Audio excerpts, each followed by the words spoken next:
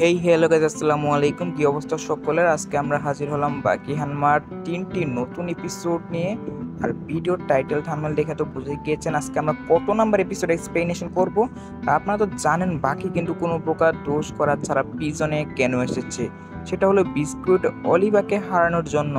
কিন্তু সে পিজনে আসার পর শুনতে পারে নাম্বার 2 নামে অন্য একটি কুয়েরির আতঙ্ক। এবং পরবর্তী এপিসোড মানে এর আগের এপিসোডে কিন্তু নাম্বার 2 এর ব্যাক স্টোরি সম্পর্কে আমরা সকলেই জেনেছিলাম, যার আসল নাম হলো জুনগোবারি। এখন আমরা সকলে এর পরবর্তী এপিসোডগুলো সম্পর্কে জানতে পারবো। So let start. এপিসোডের শুরুতে ওই বৃদ্ধ লোকটি বলতেছিল যে বাকির বাবা বিস্কিট অলিভা এবং নাম্বার 2 প্রমাণ করলো যে নিজের শরীরই হলো সবচেয়ে বড় হাতিয়ার, এবং এমনকি তাদের উপরে নজর রাখার জন্য বর্তমানে স্যাটেলাইটও ব্যবহার করা হয়। এবং এটা বলার পর সে বৃদ্ধ লোকটি সেই রুম থেকে যখন চলে যাবে তখনই সেখানে একজন গার্ড চলে আসে।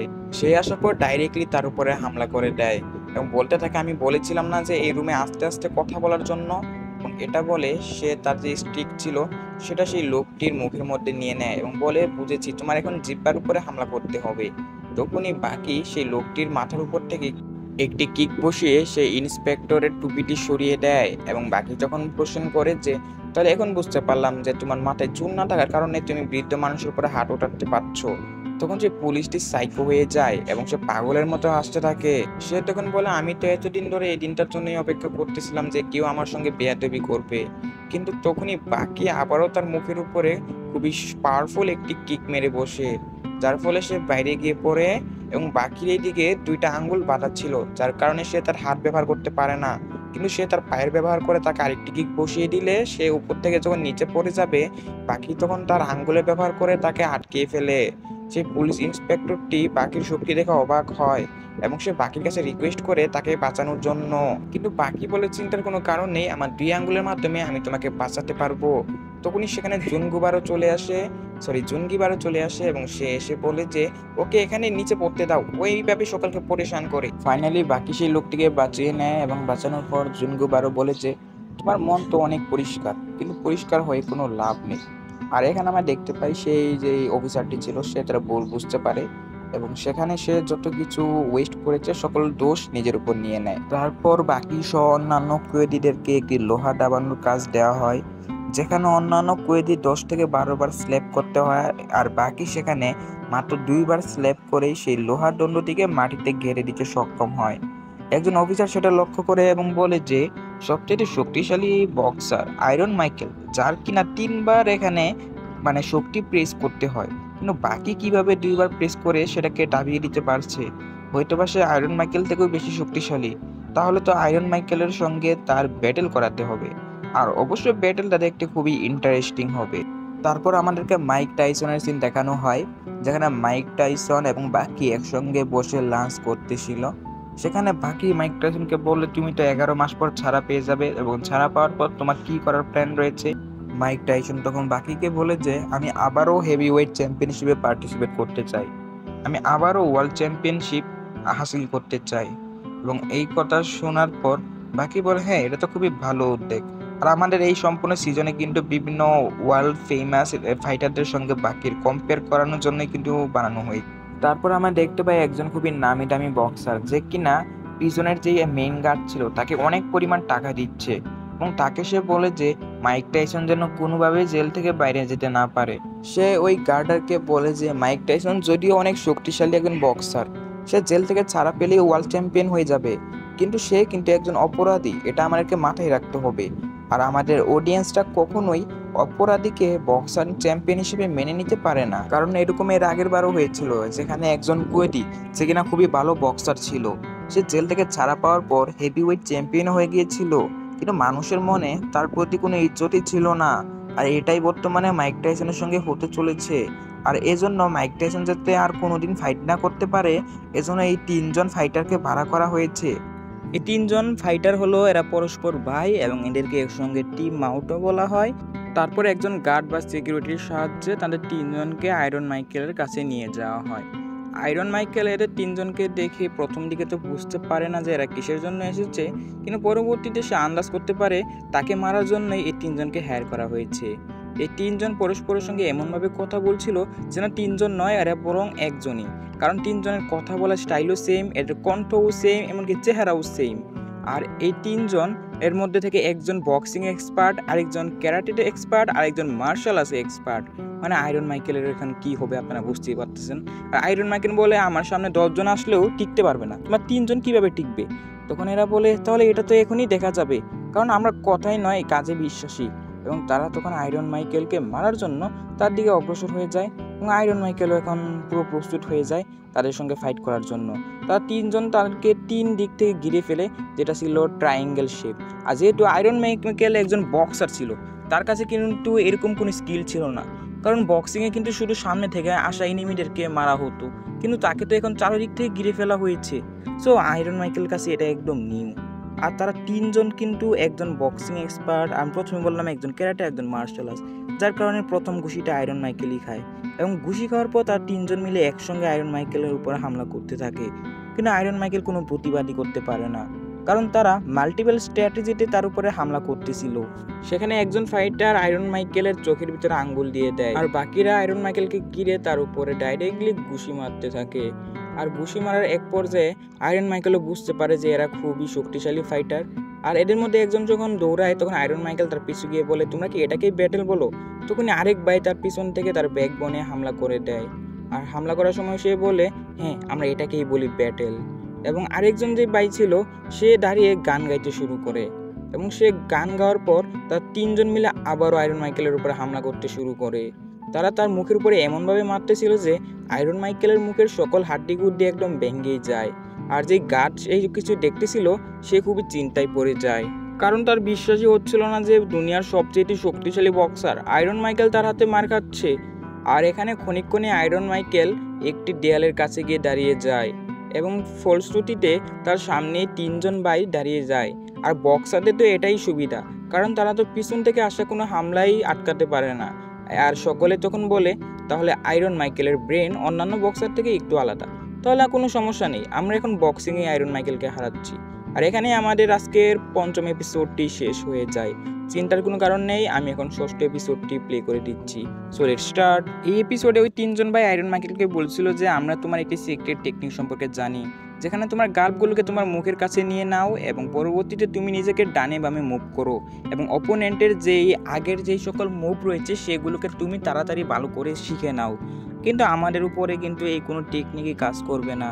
তুমি তো প্রথমে আমাদের 3 জনকে বাচ্চা বলতেছিলে, এখন কি হলো? এই বাচ্চাদের হাতে তুমি এখন মার খাচ্ছ, আজকে তো তোমার এখানে শেষ। আর এটা বলে তারা 3 জন একসঙ্গে তার মুখে 1 সেকেন্ডের মধ্যে 3টি হামলা বসিয়ে দেয়। আয়রন মাইকেল কয়টা হামলা থামাবে, কারণ তার তো সর্বোচ্চ 2টাই হাত, সে সর্বোচ্চ 2টা ঘুষি থামাতে পারলেও আরেকটি ঘুষি তো লাগারই কথা ছিল। এখানে আমাদেরকে আরও বোঝানো হয় যে আপনার উপরে যখন 3 জন একসঙ্গে হামলা করে আপনি সর্বোচ্চ একটা হামলাই থামাতে পারবেন, আর আয়রন মাইকেল হলে সর্বোচ্চ 2টাই থামাতে পারবে, কিন্তু আরেকটি হামলা তো লাগারই কথা ছিল। আর এখানে এই টুইন ব্রাদার মানে 3 জন টুইন ব্রাদার এটা হিসেবেই তারা 3 জন একসঙ্গেই হামলা করতেছে, যেটা আয়রন মাইকেলের উপরে খুবই ভারী পড়ছে, কারণ আয়রন মাইকেল তো কোনো ফাইটার নয়, সে হলো বক্সার।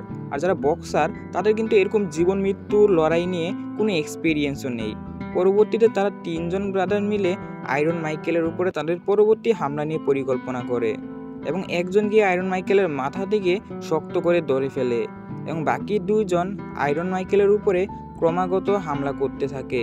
এদিকে আয়রন মাইকেলের নাক মুখ দিয়ে রক্ত পড়তেছিল এবং সে হাঁটু গেড়ে বসে পড়ে। এখানে তাদের এই সকল হামলা দেখে গার্ডসও এখানে চমকে যায়।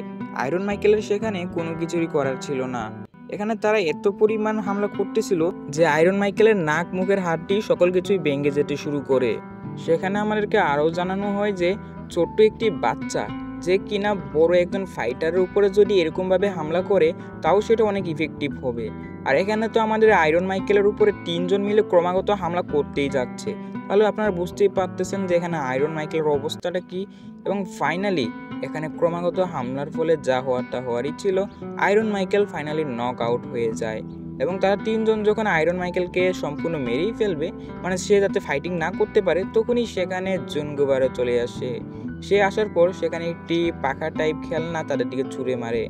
এটার মাধ্যমে আপনি আশেপাশের বাতাসের আন্দাজা করতে পারবেন আর পাইরেটসরা তাদের চুরি করার আগে এই টেকনিকটি ব্যবহার করত। আর আমাদের জুনগিবারও কিন্তু পাইরেটস, মানে জুনগিবারও বলতে এখানে নাম্বার 2 কে বোঝানো হয়েছে। তারপর আমাদেরকে বলা হয় যে পাইরেটসরা তাদের চুরির পূর্বে এই সকল পাখা টাইপ খেলার মাধ্যমে নিজেদের চুরির দিশাগুলোকে ঠিক করত। আর আমি এখানে আর কিছু বললাম না, কারণ এটা এতটা ইম্পর্টেন্ট না। সো এখানে জুনগিবারও রাউন্ড করতে করতে যখন ময়দানে পৌঁছে যায়, তখন সে তার ওই পাখাটিকে সিম্বল করে বলে যে আমি কেন ঘুরতেছি, আমি কি পাগল হয়ে গেছি? আমার না ঘুরে তো ওই পাখার ঘোরার কথা ছিল, কিন্তু যেহেতু আজকে পাখা ঘুরে নাই, তার মানে আজকে সম্ভবত অন্য কিছু হতে চলেছে। আর তখনই সে তার সামনে 3জন ব্রাদারকে দেখতে পায় এবং তাদেরকে বলে তোমরা 3জন তো খুবই বদমাইশ, তোমাদেরকে যেখানে দেখা যায় সেখানে তোমরা কিছু না কিছু করেই থাকো। সেখানে কোনো প্রাকৃতিক দুর্যোগে এতটা বেশি ক্ষতি করতে পারে না যতটা বেশি ক্ষতি তোমরা 2জন করে থাকো। তারপর সেখানে জুনগিবারও আরও বলে যে আজকের রাতটা দেখতে পারতেছো না, চাঁদ তার সম্পূর্ণ কিরণ চারিদিকে ছড়িয়ে দিচ্ছে, তার মানে আজকেরটা হলো পূর্ণিমার রাত। আর আজকের রাতই কিন্তু চুরি করার জন্য পারফেক্ট রাত, যা আমার পুরাতন যেই সকল স্মৃতি রয়েছে সেই সকল স্মৃতিগুলোকে আবারও তাজা করে দিচ্ছে। আমি চাইলে তোমাদের 3জন থেকে একজনকে মেরে ফেলতে পারতাম, কিন্তু এটা করিনি কেন জানো? কারণ তোমাদের 3জন থেকে একজন মারা গেলে তোমাদের শক্তি 10 গুণ কমে যেত। আমি এটা কখনই চাইতাম না যে নিজেদের থেকে দুর্বল অপোনেন্টকে হারাবো, এই জন্য আমি তোমাদের 3জনকে একসঙ্গে হারাতে চাই। তাহলে চলো হামলা করো আমার উপর, দেখি আজকে তোমরা কি করতে পারো। তখন তারা 3 ভাই মিলে তাকে ট্রায়াঙ্গেল ফরমেশন বা ট্রায়াঙ্গেল শেপে ঘিরে ফেলেছে, যেটা তারা মাইক টাইসনের সঙ্গে করেছিল। জুনগিবারও এই টেকনিক সম্পর্কে খুবই ভালো আইডিয়া ছিল। তারপর প্রথমজন, মানে তাদের ভাইয়ের মধ্যে যে প্রথমজন ছিল, তার উপরে হামলা করতে যায়। আর জুনগিবারও যেহেতু এই টেকনিক সম্পর্কে খুবই ভালো আইডিয়া ছিল, তাই সে খুবই সহজে সেটা টস করে নেয়। তখনই সে তাদের উপরে প্রস্তাব করে দেয়, ভাই এটা কোনো কথা হইলো? সে তাদের উপরে ডাইরেক্টলি প্রস্তাব করে দেয় যে তার সামনে আসতেছিল, এবং এটা করার পর সে ডাইরেক্টলি সেখানে শুয়ে পড়ে এবং বাকি 2জনকে বলে আমি তোমার ভাইয়ের কাপড় নষ্ট করে ফেলেছি, দেখছো না? তাহলে আমার উপর কি তোমরা হামলা করবে না? হামলা করো আমাকে। জুনগিবারও কিন্তু এখানে একজন প্রেসিডেন্ট, আর আমার মনে হলো না কখনো যে প্রেসিডেন্টের মাথায়ও সমস্যা থাকতে পারে। এখানে তো আমার জুনগিবারোর আচার আচরণ দেখে তাই মনে হচ্ছে। ফাইনালি ওই যে ছোট্ট পাখাটি ছিল সেটা মুভ করতে শুরু করে, সেটা দেখে সে এক লাফে উঠে যায় এবং বলে ও তাহলে ফাইনালি আমার অ্যাপিয়ারেন্স হয়ে গিয়েছে। তারপর সে ওই 3 ব্রাদারকে বলে আমি বলেছিলাম না আজকে রাত হলো পাইরেটসদের রাত, আর তোমরা পাইরেটসের উপরে হামলা করতেছো। তখনই সেখানে হাওয়া আসতে শুরু করে এবং জুনগিবারও, বা যাকে আপনারা নাম্বার 2 বলেন, সে ডাইরেক্টলি দাঁড়িয়ে যায় এবং তার জামা কাপড় সে খুলে ফেলে এবং সে একটি পটকা তার মাথার মধ্যে বেঁধে ফেলে, যেটা কোনো পাইরেটস চুরি করার পূর্বে করে থাকে। মানে সে এখন চুরি করবে না ফাইট করবে এটা তার নিজেরই কোনো খেয়ালই নেই। আর এখানে আমরা জুনগিবারও বা নাম্বার 2 এর আসল মাসেল দেখতে পাই। এটা দেখে ওই 3জন বলতে থাকে তোমার এন্ট্রিটা খুবই জোস ছিল, কিন্তু কোনো লাভ হবে না, আমাদের ট্রায়াঙ্গেল ফরমেশন টেকনিকের সামনে এই সকল কোনো কিছুই লাভ হবে না। তারপর একজন লাফ দিয়ে দেয়ালে উঠে যায় আর বাকি 2জন ট্রায়াঙ্গেল ফরমেশন টেকনিকটাকে সম্পূর্ণ চেঞ্জ করে অন্যরকম একটি ট্রায়াঙ্গেল শেপ বানিয়ে জুনগিবারোর উপরে হামলা করতে আসে। কিন্তু আমাদেরকে বুঝতে হবে এখানে জুনগিবারোর ভিতরে কিছু না কিছু আছে। সো সে তাদের মধ্যে থেকে যে একজন ব্রাদার যে নিচ থেকে হামলা করতেছিল তার উপর ডাইরেক্টলি একটি পাঁচ বসিয়ে তাকে উপরে পাঠিয়ে দেয়। আর বাকি যে একজন ছিল সে তাকে দেখে ভাই ভয়ে পুরো প্যান্টটাকে ভিজে ফেলে, মানে তার ভাইয়ের এই অবস্থা দেখে, এবং সে তার প্রাণ বাঁচানোর জন্য সেখান থেকে দৌড়ে পালাতে থাকে। আরেকজন যে ব্রাদার ছিল যে কিনা দেয়ালের উপরে লাফ দিয়ে উঠেছিল, সেও এই অবস্থা দেখে সেখানে দেয়ালে ঠেস দিয়ে বসে যায় এবং সেও তার হার মেনে নেয় এবং জুনগিবারও তাকেও ছেড়ে দেয়, মানে জুনগিবারও তাকেও কিছু বলে না। আর এইভাবেই তাদের 3জনের মধ্যে থেকে একজনের খুবই খারাপ অবস্থা হয় আর বাকি 2জন কোনো রকমে বেঁচে সেখান থেকে চলে যায়। তারপর সে আলুর ভর্তা মাইক টাইসনের কাছে যায়, যাকে তারা মেরে আলুর ভর্তা বানিয়ে দিয়েছিল। মাইক টাইসন তাকে থ্যাঙ্কস জানায় এবং পরবর্তীতে জুনগিবারও বলে এটা থ্যাঙ্কস দেওয়ার কি আছে, আমি এখান দিয়ে যাচ্ছিলাম দেখি তারা 3জনের এখানে পাগলামি করতেছিল আর আমি আমার এখানে শক্তিটা দেখিয়ে দিলাম আর কি। তারপর তারা রুমে চলে যায় যেখানে বাকি বসেছিল নাম্বার 2 এর জন্য। সে তাকে বলে আমি তোমার সঙ্গে ব্যাটেল করতে চাই। নাম্বার 2 বলে আমি তো মানা করতে করতেও বোর হয়ে গেছি, চলো আমরা এখানেই ব্যাটেল করি। বাকিও সেখানে অবাক হয়ে যায়, কারণ নাম্বার 2 তো ব্যাটেলের কথা শুনে এত তাড়াতাড়ি কখনো রাজি হওয়ার কথা ছিল না, তাহলে সে হঠাৎ করে রাজি কেন হয়ে গেল? তখনই দরজা ভেঙেও মিস্টার অলিভিয়া তাদের এখানে চলে আসে। এসে বাকিকে জানাই বাকি তার সঙ্গে 3 দিন পরে আমার ব্যাটেল হবে, আর তুমি আমার আগে ওর সঙ্গে ব্যাটেল কেন করতে চাইতেছো? ও আমার শিকার, ওর সাথে আমি ব্যাটেল করব। তখন তাদের 2জনের মধ্যে তর্ক শুরু হয়ে যায় সেখানে তাদের দুজনের মধ্যে একটা জিনিস কমন ছিল, সেটা হলো তারা দুজনই ছোটবেলা থেকেই শক্তির দিকে ফোকাস করেছে। সেখানে মিস্টার অলিভার নাম্বার 2 প্রশংসা করে। সে বলে, "তুমি তো একটি কান্ট্রিকে স্বাধীন করেছো।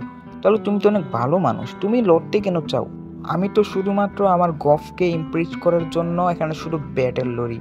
আর এখানে গফ বলতে স্ক্রিনের উপর আমি বুঝাই দিছি কি বোঝানো হইতেছে। আর নাম্বার 2 এখানে পরবর্তীতে বলে সে শুধু মিস্টার অলিভারকে হারাতে চায়। এজন্যই সে এই প্রিজনে চলে এসেছে।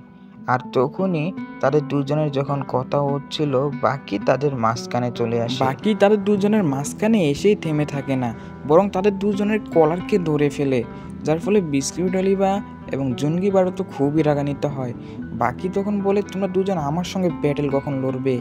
এবং তার কথাটি সম্পূর্ণ হওয়ার আগেই তারা দুজন মিলে বাকিকে ডাইরেক্টলি মেরে রুম থেকে বাইরে ফেলে দেয়। আর এইদিকে বাকি রুমের বাইরে গিয়ে সম্পূর্ণ অজ্ঞানী হয়ে যায়। এইদিকে আমাদেরকে দেখানো হয় যে জুনগি বারো এবং অলিভার মধ্যে আবারও সকল কিছু মিটমাট হয়ে যায়। তারা দুজনেই ব্যাটেলের জন্য অপেক্ষা করতেছিল, আর বাইরে তো আমাদের বাকি অজ্ঞান অবস্থায় পড়েছিল, যেখানে বাকির কোনো হুঁশ জ্ঞান ছিল না। তারপর আমাদের ওই দিকে মিস্টার অলিভা আমাদের যে জুনগি বারো ছিল তাকে একটি রুমাল দেখায় এবং বলে, "এই রুমালটা আমার খুবই পছন্দের।" কিন্তু সে যখন জুনগি বারোকে রুমালটা দেয়, সে সেটার উপর থুতু ফেলে দেয়, যার কারণে মিস্টার অলিভা সেখানে খুবই রেগে যায়। সে বলে, "জুনগি বারো, তোমাকে এখন আমি ছাড়বো না।" এটা বলে সে রুম থেকে চলে যায়। আর এইদিকে সে যাওয়ার পরেও কিন্তু বাকি অজ্ঞান অবস্থায় ছিল। আর আমাদের আজকের এই এপিসোডটি এখানেই শেষ হয়ে যায়। আর ভিডিও থেকে যাওয়ার আগে আপনাদের সকলকে বলে রাখি, আমাদের চ্যানেলে তো সম্ভবত 1 থেকে 2,000 ভিউজ আসবে। সো এই 1,000 ভিউজের মধ্যে থেকে 100 জন প্লেয়ারও হলো ফ্রি ফায়ার গেম প্লে করেন। তো আপনারা যারা ফ্রি ফায়ার গেম প্লে করে থাকেন, অবশ্যই আমাদের তৃতীয় চ্যানেল, এটা ডেসক্রিপশনে লিঙ্ক দেওয়া রয়েছে, আপনারা চেক আউট করে আসবেন। আপনারা আমাদের সেই চ্যানেলে সাপোর্ট করতে পারেন, আর অবশ্যই সেই চ্যানেলে খুব শীঘ্রই 200 সাবস্ক্রাইবার কমপ্লিট করে দিবেন। তো আশা করি আপনারা এটা করে দিবেন। সো তাড়াতাড়ি এখনই সময় নষ্ট না করে, এই ভিডিওতে কিছু করা লাগবে না, ডেসক্রিপশনে ক্লিক করে আমাদের ওই তৃতীয় চ্যানেলে গিয়ে আমাদেরকে গেমিংয়ের দিক থেকে সাপোর্ট করে আসুন। আর এছাড়াও আমরা সেখানেই কিন্তু গেমিং লাইভ করব, মানে আমরা ফ্রি ফায়ার গেম প্লে সেগুলো আমরা লাইভ করব, প্লাস লাইভ গিভওয়ে, প্লাস আপনারা যদি প্রপারলি সাপোর্ট করেন সেটাকে আমরা প্রপারলিভাবে গেমিং চ্যানেল হিসেবে ক্রিয়েট করব। আর শুধু তাই নয়, সেখানে কিন্তু আপনার জন্য খুবই ভালো ভালো কন্টেন্ট নিয়ে আসবো। সো এক্ষুনি দেরি না করে কমেন্টে থাকা লিঙ্কে ক্লিক করে চলে যান আমাদের ওই চ্যানেলে। আর অবশ্যই যারা গেমিং ভিডিও দেখেন তারাই যাবেন, আর যারা শুধু এনিমে দেখেন তাদের যাওয়ার কোনো দরকার নাই। সো সকলে ভালো থাকবেন, সুস্থ থাকবেন, পরবর্তী ভিডিওর জন্য অপেক্ষা করবেন এবং অ্যানিমেটিক জোন এর বাংলার সঙ্গে থাকবেন।